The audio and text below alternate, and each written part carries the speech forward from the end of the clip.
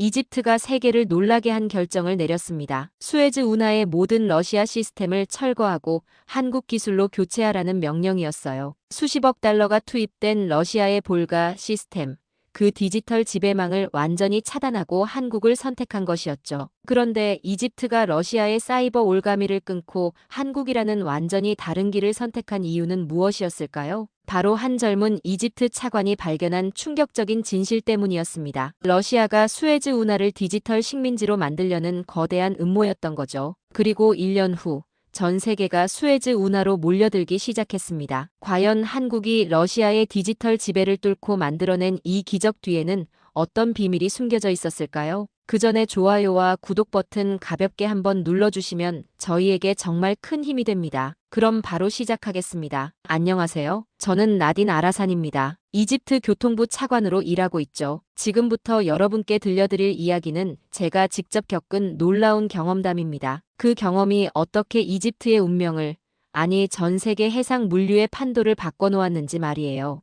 2024년 3월 15일 오전 7시 32분. 저는 평생 잊지 못할 전화를 받았습니다. 수에즈 운하관리청에서 걸려온 긴급 전화였어요. 차관님, 큰일 났습니다. 관제 시스템이 완전히 다운됐어요. 담당자의 목소리는 공포에 떨리고 있었습니다. 저는 즉시 현장으로 달려갔어요. 수에즈 운하 중앙관제소에 도착했을 때 본 광경은 정말 끔찍했습니다. 평소라면 수백 대의 모니터가 실시간으로 선박 동선을 추적하며 깜빡이고 있어야 할 관제실이 완전히 암흑 상태였거든요. 책임자가 저에게 상황을 브리핑했습니다. 새벽 6시경부터 러시아제 운영체제인 볼가 시스템에서 원인 불명의 오류가 발생하기 시작했다는 것이었어요. 처음엔 단순한 버그인 줄 알았는데 시간이 지날수록 더 심각해졌습니다. 저는 기술팀 책임자에게 물었어요. 정확히 어떤 문제입니까? 기술팀장의 대답은 충격적이었습니다. 모든 제어권이 외부 서버로 넘어간 것 같다는 거였어요. 마치 누군가가 원격으로 우리 시스템을 조종하고 있는 것처럼 말이죠. 그 순간 저는 소름이 돋았습니다. 수에즈 운하는 단순한 물길이 아니에요. 전 세계 해상 물동량의 12%가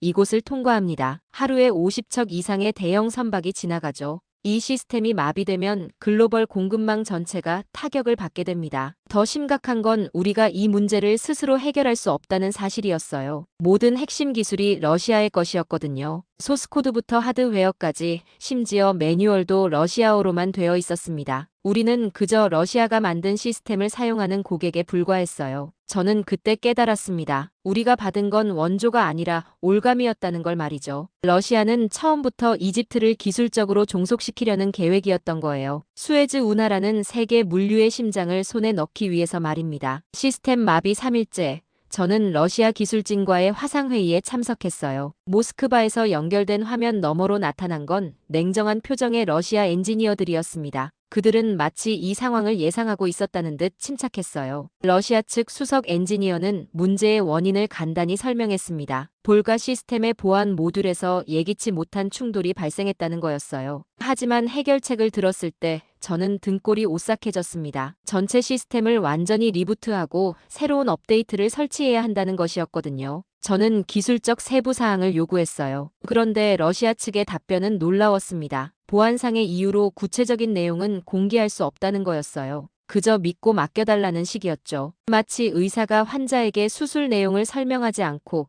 그냥 수술대에 누우라고 하는 것과 같았습니다. 더 충격적인 건 새로운 업데이트의 조건이었어요. 러시아는 시스템 안정성을 위해 원격 모니터링과 실시간 데이터 공유가 필요하다고 했습니다. 쉽게 말해 우리 수에즈 운하의 모든 정보를 러시아가 실시간으로 볼 수 있게 해달라는 얘기였어요. 저는 그 순간 소름이 돋았습니다. 이건 단순한 기술 지원이 아니었어요. 러시아가 이집트의 경제 혈관인 수에즈 운하를 완전히 장악하려는 시도였던 거죠. 언제든지 원격으로 운하를 마비시킬 수 있는 권한을 요구하고 있었으니까요. 저는 급히 대통령실에 보고했습니다. 상황의 심각성을 설명하며 이것이 단순한 기술 문제가 아니라 국가 안보 문제라고 강조했어요. 러시아가 우리나라의 경제적 생명선을 쥐고 흔들려 하고 있다고 말이죠. 하지만 정부 내부의 반응은 복잡했습니다. 일부는 러시아의 요구를 받아들여야 한다고 주장했어요. 당장 운하가 마비된 상황에서 다른 선택지가 없다는 거였죠. 하루 지연될 때마다 수억 달러의 손실이 발생하고 있었거든요. 반면 또 다른 세력은 이것이 디지털 식민화라고 경고했습니다. 한번 러시아에게 통제권을 넘기면 다시는 되돌릴 수 없을 거라고 말이에요. 마치 19세기 서구 열강들이 경제적 특권을 앞세워 우리나라를 지배했던 것처럼요. 저는 밤새 고민했습니다. 창밖으로 보이는 수에즈 운하에는 수십 척의 선박들이 꼼짝없이 대기하고 있었어요. 선주들은 매일 수십만 달러의 손실을 보고 있었고 국제사회의 압박도 점점 커지고 있었습니다. 그런데 저는 한 가지 이상한 점을 발견했어요. 러시아 측이 제시한 해결책이 너무 완벽했다는 거였어요. 마치 이 문제가 발생하기 전부터 준비해놨던 것처럼 말이죠. 모든 기술적 솔루션이 이미 준비되어 있었고 심지어 법적 문서까지 완성되어 있었어요. 저는 직감했습니다. 이건 우연한 사고가 아니라 계획된 함정이라는 걸 말이죠. 러시아가 의도적으로 시스템에 백도어를 만들어 놓고 적절한 시점에 작동시켜서 이집트를 궁지로 몰아넣은 거였어요. 그리고 구원자를 자처하며 더 큰 대가를 요구하는 거였죠. 그날 밤 저는 결심했습니다. 이 올가미에서 벗어날 길을 찾아야겠다고 말이에요. 러시아의 디지털 식민화에 굴복할 수는 없었거든요. 운하 마비 5일째, 정부 내부에서는 격렬한 논쟁이 벌어지고 있었어요. 긴급 강요 회의가 열렸고 두 개의 상반된 목소리가 충돌했습니다. 국방부 장관은 러시아와의 협력을 강력히 주장했어요. 현실적으로 볼 때 다른 대안이 없다는 논리였죠. 이미 5일간 운하가 마비되면서 국제적 신뢰도가 바닥으로 떨어졌고 하루 더 지체될 때마다 회복하기 어려운 타격을 입는다는 거였어요. 게다가 러시아는 중동에서 우리의 전통적 우방이 아니냐는 것이었죠. 반면 외교부 장관은 정반대 입장이었습니다. 이것은 명백한 디지털 주권 침해라고 강조했어요. 러시아에게 수에즈 운하의 제어권을 넘기는 것은 이집트의 미래를 저당 잡히는 것과 같다고 경고했죠. 저는 이 틈에서 제3의 길을 모색하고 있었습니다. 며칠 전부터 비공식 채널을 통해 다양한 국가들과 접촉해보고 있었거든요. 미국은 기술적 지원은 가능하지만 시간이 너무 오래 걸린다고 했어요. 유럽연합도 마찬가지였죠. 중국은 관심을 보였지만 그들 역시 러시아와 비슷한 조건을 제시했습니다. 그런데 예상치 못한 곳에서 연락이 왔어요. 한국이었습니다. 한국 외교부에서 비공식 메시지를 보내왔는데 이집트의 상황을 알고 있으며 도움을 줄 수 있다는 내용이었어요. 처음엔 반신반의했습니다. 한국이 이런 대규모 인프라 시스템을 다룰 수 있을까 싶었거든요. 하지만 한국 측에서 보내온 자료를 보고 깜짝 놀랐어요. 한국은 이미 부산항과 인천항에서 세계 최고 수준의 스마트 포트 시스템을 운영하고 있었습니다. 특히 사이버 보안 분야에서는 북한의 지속적인 해킹 시도를 막아내면서 축적한 노하우가 상당했어요. 더 놀라운 건 한국의 접근 방식이었습니다. 러시아처럼 기존 시스템을 완전히 교체하라고 하는 게 아니라 점진적 전환을 제안했어요. 현재 러시아 시스템을 유지하면서도 한국 기술로 보안 계층을 추가해서 백도어를 차단하겠다는 것이었죠. 저는 이 제안에 큰 관심을 가졌어요. 하지만 문제는 정부 내부의 의견 통일이었습니다. 러시아 협력파들은 검증되지 않은 한국 기술에 국가의 운명을 맡길 수 없다고 반대했어요. 반면 개혁파들은 이것이야말로 디지털 독립의 기회라고 주장했죠. 그때 저는 은밀한 만남을 제안했습니다. 한국 측 담당자와 비공식 회담을 갖자는 거였어요. 공식적으로는 여러 옵션을 검토하는 차원이라고 명분을 만들었지만 실제로는 러시아의 감시망을 피해 대안을 모색하기 위해서였죠. 카이로 외곽의 한 호텔에서 비밀 회담이 열렸어요. 한국에서 온 한도현 차관보는 생각보다 젊고 예리한 인상이었습니다. 그는 직설적으로 말했어요. 이것은 단순한 기술 문제가 아니라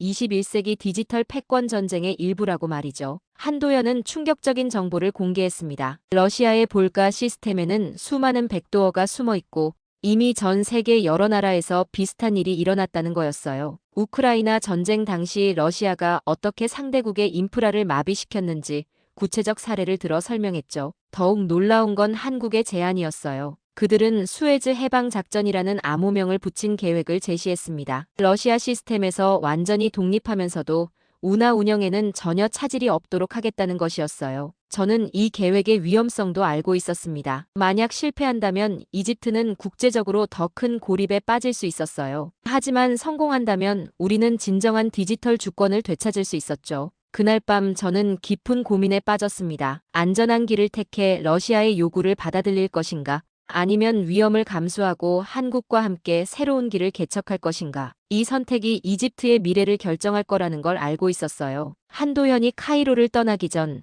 저에게 한 명의 사람을 소개해줬어요. 유하늘이라는 이름의 젊은 한국인이었습니다. 겉보기엔 평범한 IT 엔지니어 같았지만 한도연은 그를 대한민국 최고의 화이트 해커라고 소개했어요. 유하늘의 이력은 정말 특별했습니다. 10대 때 세계적인 해킹 대회에서 우승한 경력이 있었고 이후 한국 정부의 사이버 보안 전문가로 활동하고 있었어요. 특히 북한의 사이버 공격을 막아낸 경험이 수차례 있었다고 했죠. 저는 유하늘에게 우리 상황을 자세히 설명했어요. 그는 노트북 하나만으로 수에즈 운하 시스템을 분석하겠다고 했습니다. 처음엔 불가능해 보였어요. 그 복잡한 시스템을 어떻게 외부에서 분석할 수 있을까 싶었거든요. 하지만 유하늘은 놀라운 방법을 제시했어요. 러시아 시스템이 인터넷을 통해 모스크바 서버와 통신하는 패턴을 역추적하겠다는 것이었죠. 마치 전화 통화 내용은 들을 수 없지만 통화 패턴을 분석해서 대화의 성격을 파악하는 것과 같았어요. 며칠간의 분석 결과는 충격적이었습니다. 러시아 시스템에는 우리가 모르는 숨겨진 통신 채널이 무려 17개나 있었어요. 이 채널들을 통해 수에즈 운하의 모든 정보가 실시간으로 모스크바로 전송되고 있었던 거죠. 더 끔찍한 건 자가복제형 감시 모듈의 존재였어요. 유하늘은 이것을 디지털 바이러스라고 표현했습니다. 시스템 내부에서 스스로 복제하면서 감시 기능을 확장해 나가는 프로그램이었거든요. 마치 몸속에서 퍼져나가는 암세포처럼요. 가장 위험한 건 이 감시 모듈이 건드리기만 해도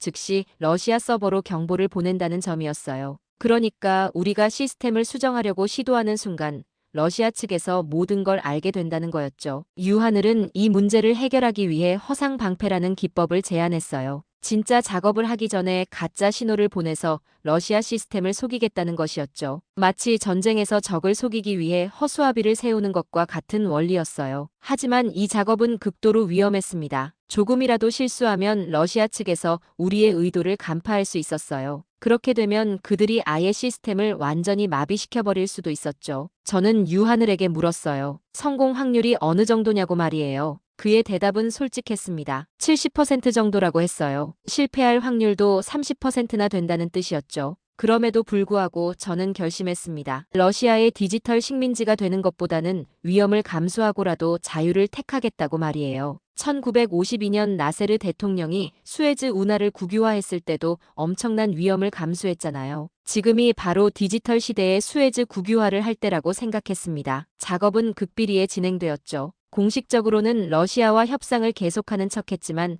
실제로는 유하늘과 이집트 기술진이 함께 허상 방패를 구축하고 있었어요. 가장 어려운 부분은 러시아 시스템의 핵심 코드를 분석하는 것이었어요. 모든 게 암호화되어 있었고 심지어 변수명까지 의미를 알 수 없게 만들어져 있었거든요. 하지만 유하늘은 포기하지 않았습니다. 그는 밤낮 없이 코드를 분석했고 마침내 러시아 시스템의 약점을 찾아냈어요. 바로 시스템 업데이트 과정에서 잠깐 동안 보안이 풀리는 순간이 있다는 걸 발견한 거였죠. 그 순간이 바로 우리의 기회였어요. 불과 0.3초 동안만 열리는 디지털 창문을 통해 허상 방패를 설치할 수 있었던 거죠. 하지만 타이밍이 완벽해야 했어요. 1초라도 늦으면 모든 게 끝나는 상황이었으니까요. 허상 방패 설치 작업이 진행되던 바로 그날 최악의 상황이 벌어졌어요. 오전 10시경 수에즈 운하 남쪽 입구에서 대형 컨테이너선 한 척이 갑자기 멈춰섰습니다. 350m 길이의 거대한 선박이 운하 한복판에서 꼼짝도 하지 않았어요. 처음엔 단순한 기계 고장인 줄 알았습니다. 하지만 곧 더 심각한 문제가 드러났어요. 운하의 교통 제어 시스템이 완전히 마비되면서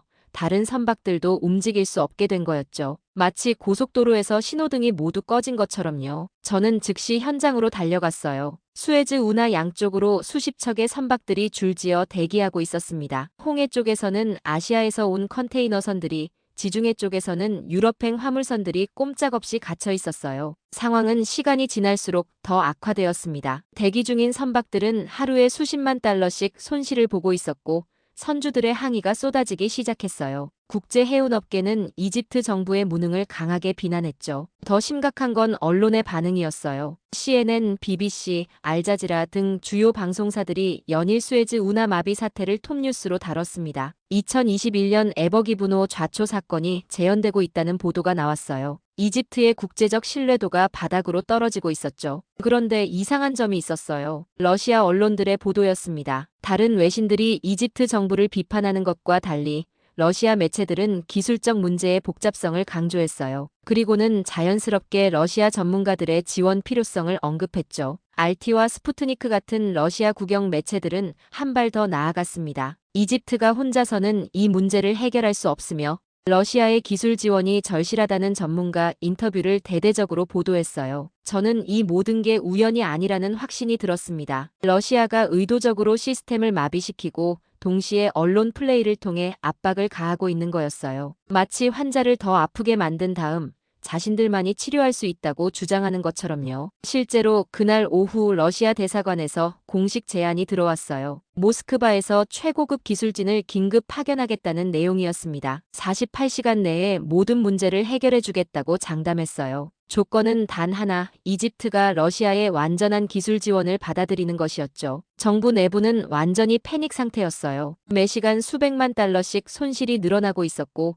국제적 압박도 견디기 어려운 수준이었습니다. 일부 강요들은 당장 러시아의 제안을 받아들이자고 강력히 주장했어요. 하지만 저는 포기할 수 없었습니다. 유하늘과 함께 비밀리에 대안을 준비하고 있었거든요. 한국팀은 긴급 시뮬레이션을 통해 러시아 시스템을 우회하는 임시 제어 알고리즘을 개발하고 있었어요. 가장 큰 문제는 테스트였습니다. 실제 운하에서 바로 시험할 수는 없었어요. 실패하면 상황이 더 악화될 수 있었거든요. 그래서 유하늘은 가상 환경에서 시뮬레이션을 반복했습니다. 한국에서는 부산항의 제어 시스템을 수에즈 운하와 동일하게 설정해서 테스트를 진행했어요. 시차 때문에 한국팀은 밤낮이 바뀐 스케줄로 작업했습니다. 위장된 클라우드 서버를 통해 테스트 데이터를 주고받았어요. 러시아 측이 감지하지 못하도록 데이터를 암호화하고 여러 경로로 분산시켰습니다. 마치 스파이 영화에서나 볼 법한 첩보 작전 같았어요. 72시간 연속 테스트 결과 한국의 임시 시스템이 작동한다는 확신을 얻었습니다. 러시아 시스템을 완전히 우회해서 운하를 제어할 수 있다는 게 증명된 거였어요.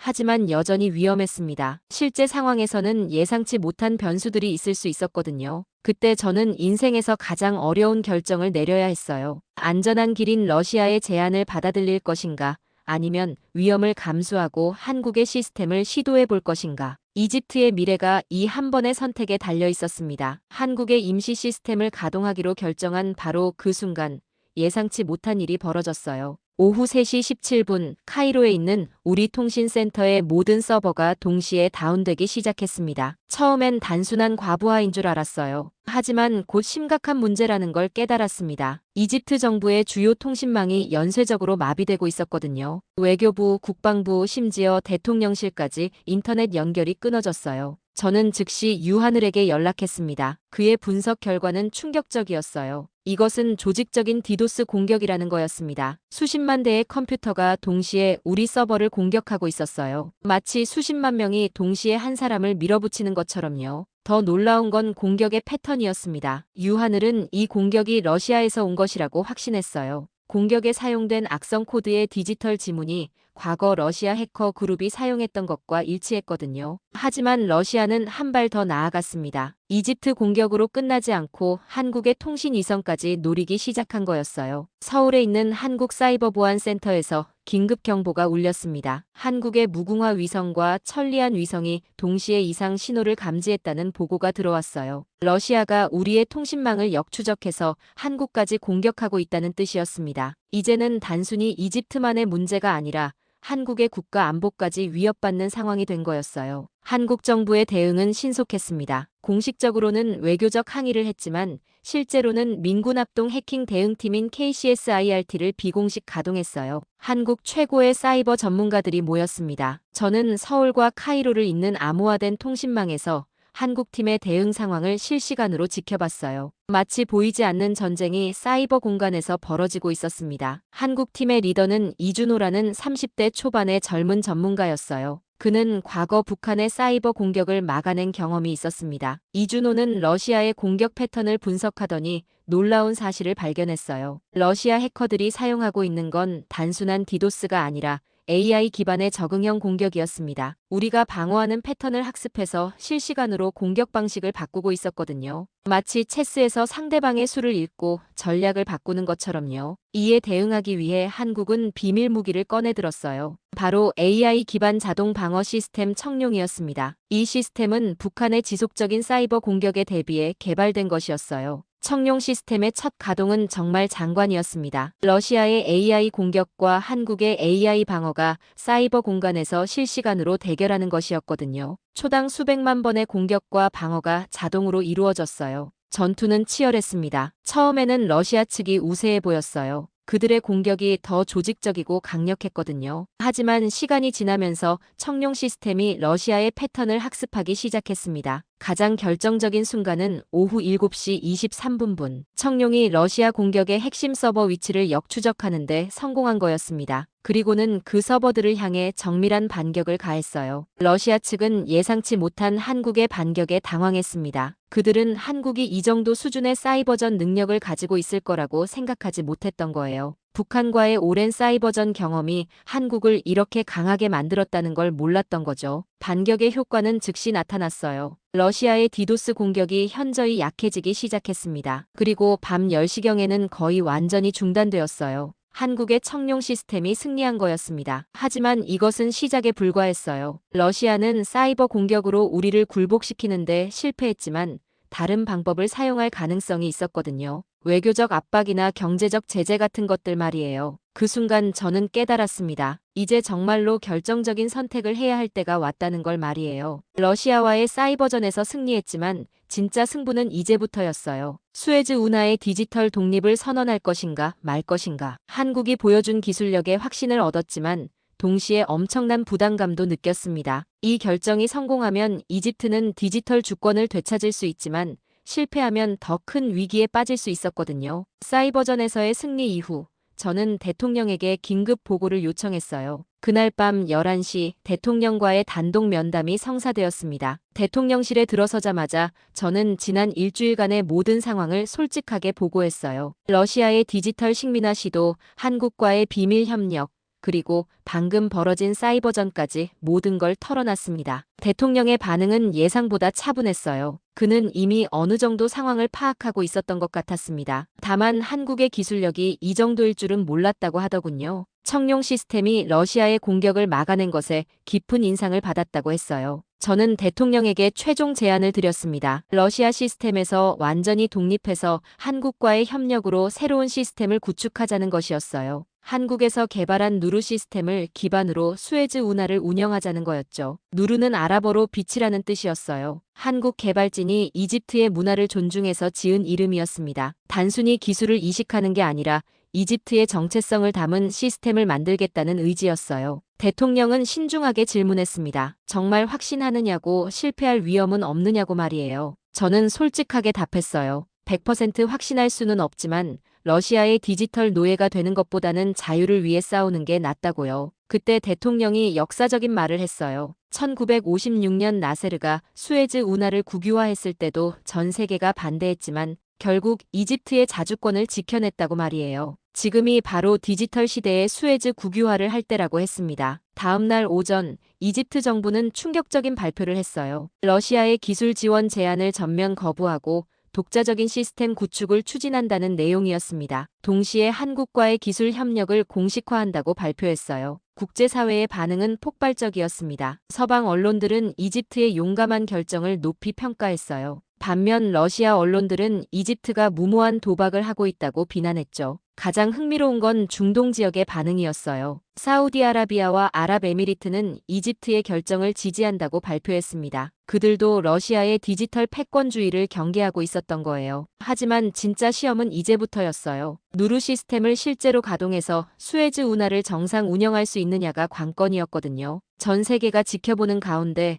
우리의 선택이 옳았음을 증명해야 했습니다. 한국에서는 긴급 지원팀이 편성되었어요. 최고의 엔지니어들과 사이버 보안 전문가들이 카이로로 날아왔습니다. 가장 까다로운 부분은 기존 러시아 시스템에서 새로운 누르 시스템으로의 전환이었어요. 운하 운영을 중단할 수는 없었거든요. 마치 달리는 자동차의 엔진을 바꾸는 것처럼 어려운 작업이었습니다. 한국 팀은 놀라운 해결책을 제시했어요. 단계적 전환 방식이었습니다. 먼저 부분적으로 누루 시스템을 가동해서 안정성을 확인하고 점진적으로 전체 시스템을 교체하겠다는 것이었어요. 첫 번째 테스트는 성공적이었습니다. 누루 시스템이 운하의 일부 구간을 완벽하게 제어했어요. 러시아 시스템보다 반응 속도도 빨랐고 예측 정확도도 높았습니다. 그런데 예상치 못한 문제가 생겼어요. 러시아 측에서 갑자기 볼가 시스템의 라이선스를 취소한다고 통보해온 거였습니다. 법적으로 더 이상 시스템을 사용할 수 없게 만든 거예요. 이것은 우리에게 오히려 기회가 되었습니다. 이제 러시아 시스템에 얽매일 이유가 완전히 사라진 거였거든요. 누루 시스템으로의 전면 전환에 대한 명분이 생긴 셈이었어요. 저는 기자회견을 열어 이집트의 입장을 명확히 했습니다. 러시아의 일방적인 라이선스 취소로 인해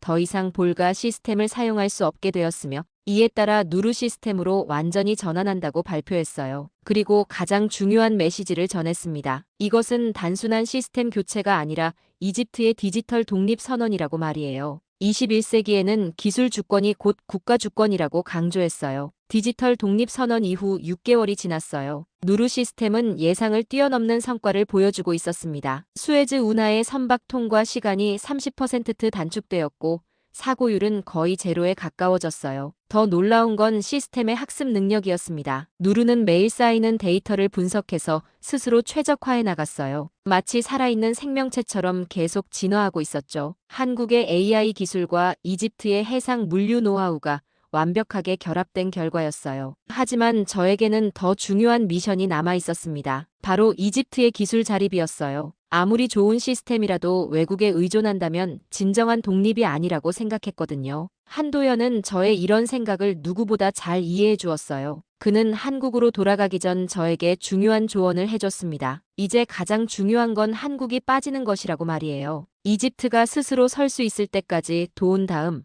깔끔하게 물러나는 게 진정한 협력이라고 했어요. 이 말을 듣고 저는 깊이 감동받았습니다. 다른 나라들은 한번 들어오면 계속 영향력을 행사하려 하는데 한국은 오히려 빠지는 것을 목표로 하고 있었거든요. 이것이야말로 21세기형 국제 협력의 모델이라고 생각했어요. 그래서 저희는 이집트 디지털 마스터 플랜을 수립했습니다. 3년 내에 이집트 기술진이 누루 시스템을 완전히 독립 운영할 수 있도록 하는 계획이었어요. 한국의 역할은 점진적으로 줄여나가면서 이집트의 역량을 키우는 거였죠. 첫 번째 단계는 이집트 엔지니어들의 한국 연수였어요. 30명의 젊은 기술자들을 선발해서 6개월간 서울에서 집중 교육을 시켰습니다. 단순히 시스템 사용법만 가르치는 게 아니라 시스템을 개발하고 개선하는 방법까지 전수했어요. 연수를 마치고 돌아온 이집트 엔지니어들의 변화는 놀라웠습니다. 이들은 이제 누루 시스템의 핵심 구조를 완전히 이해하고 있었어요. 심지어 이집트 특성에 맞는 개선안들을 제안하기 시작했죠. 가장 인상적이었던 건 아흐메드라는 젊은 엔지니어였어요. 그는 한국에서 배운 지식을 바탕으로 아랍어 음성인식 모듈을 개발했습니다. 이제 이집트 관제사들이 아랍어로 직접 시스템과 대화할 수 있게 된 거였어요. 두 번째 단계는 현지 기술센터 설립이었습니다. 카이로에 이집트 디지털 해양 연구소를 만들어서